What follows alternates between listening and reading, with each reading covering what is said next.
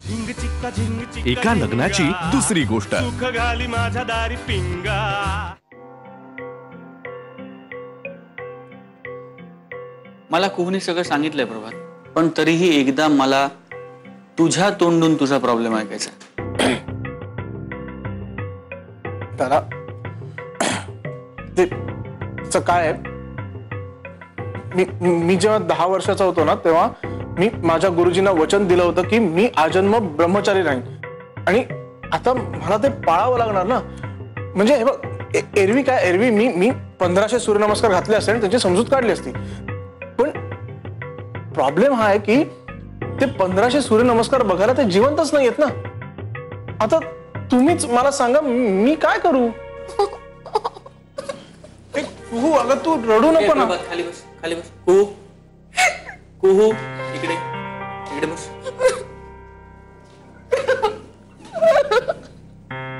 तर प्रभात, मला तुझा मुद्दा कळला आणि मला विचारशील तर मला तुझा मुद्दा पटला सुद्धा. एक मिनिट.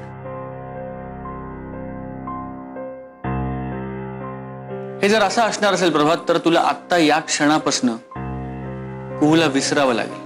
तुला विसरावं लागेल की तुझं कुहूशी लग्न ठरलं होतं. इथून पुढे आयुष्यभर तुला कुहूशी कोणताही कॉन्टॅक्ट ठेवता येणार नाही. अरे पण दादा. नाही, अरेपण वगैरेची वेळ निघून गेली प्रभात. हा अरेपण वगैरेचा विचार ना, हा प्रेमात पडायच्या आधी करायला हवा होता. दादा, मी खरं सांगतो, आम्ही कधी आणि कसे प्रेमात पडलो कळलंच नाही. अरे काय बोलतोयस तू प्रभात? एवढी मोठी मुलं तुम्हाला कळलं नाही तुम्ही कधी प्रेमात पडलात ते? तुमचा कंट्रोल नाही स्वतःच्या भावनांवर?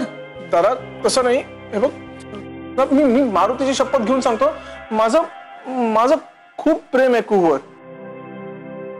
तुम्ही किती इझिली वापरता रे शब्द प्रभात. किती पटकन म्हणून टाकता तुम्ही, माझं प्रेम आहे कुहूवर. दादा शपथ घेऊन सांगतो, I love Kuhu, I miss her. इतकं सोपं नाही प्रभात. फार मोठे शब्द आहेत हे. फार वजन आहे या शब्दांमध्ये. फार जबाबदारी जोडली आहे या शब्दांबरोबर. इतकं सोपं नका करू रे सगळं. इतकं सोपं नाहीये. म्हणजे एवढी वय झाली आमची, आम्ही अजून हे शब्द वापरत नाही आहोत प्रभात. हे बघ प्रभात, हे शब्द उगाच वापरायचे म्हणून नाही रे वापरायचे. हे फील करायचे असतात. मी काय करू? हा बघ ना कसं. मी काय करू वैनुडी? प्रभात उभा राहा. मी काही मारत बिरत नाही. डोळे बंद कर आणि प्रामाणिकपणे स्वतःच्या हृदयावर हात ठेवून एकदा स्वतःलाच विचार की तू कुहू शिवाय जगू शकतोस का? प्रभात, तू कुहू शिवाय जगू शकतोस?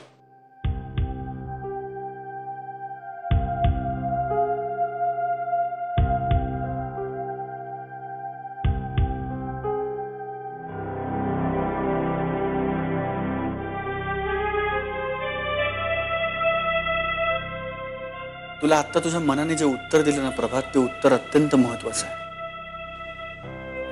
कारण ते उत्तर खरं आहे प्रभात. आत्ता जर तुझा डिसिजन चुकला ना प्रभात, तर पुढच्या 2 वर्षात, 4 वर्षात, 5 वर्षात कुहूचं दुसऱ्या कोणाशी तरी लग्न होईल.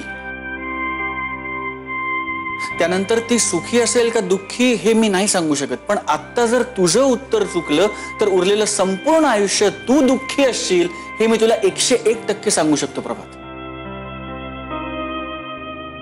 त्यामुळे आत्ता तुला स्वतःच्या मनाला एक प्रश्न विचारायचा आहे की तू कुहू शिवाय जगू शकतोस का प्रभात?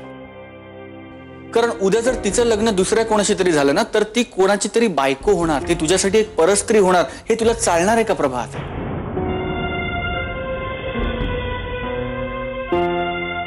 तू तिच्याशिवाय राहू शकशील का? ती दुसऱ्या कोणाशी तरी झाली हे तू सहन करू शकशील का? हे सगळं तुला बघवेल का प्रभात? हा प्रश्न तुला स्वतःला एकदा विचारायचा आहे. आणि जर हा प्रश्न तू प्रामाणिकपणे विचारणार असेल ना प्रभात, तर मग तुला माझ्याच काय, कोणाच्याच सल्ल्याची गरज नाही.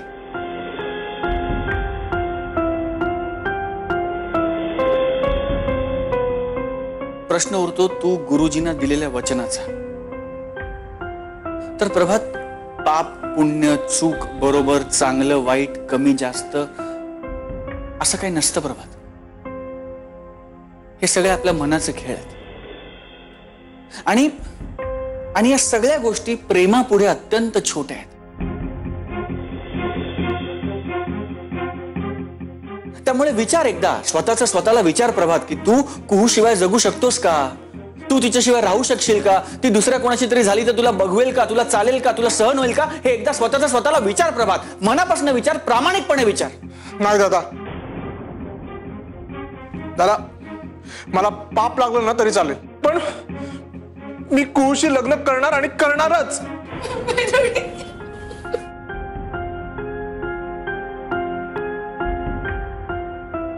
वेल then God bless you for that. आणि आता मोठा भाऊ म्हणून माझा एक सल्ला ऐक प्रभात.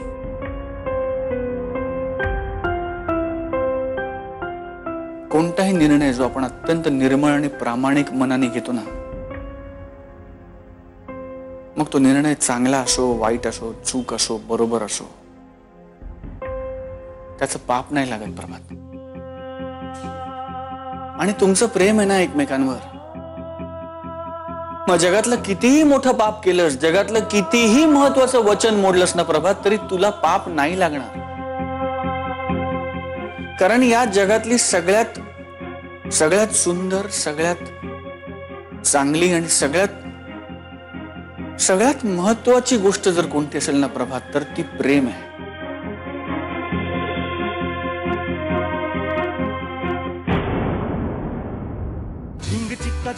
एका लग्नाची दुसरी गोष्ट. सुख घाली माझ्या दारी पिंगा.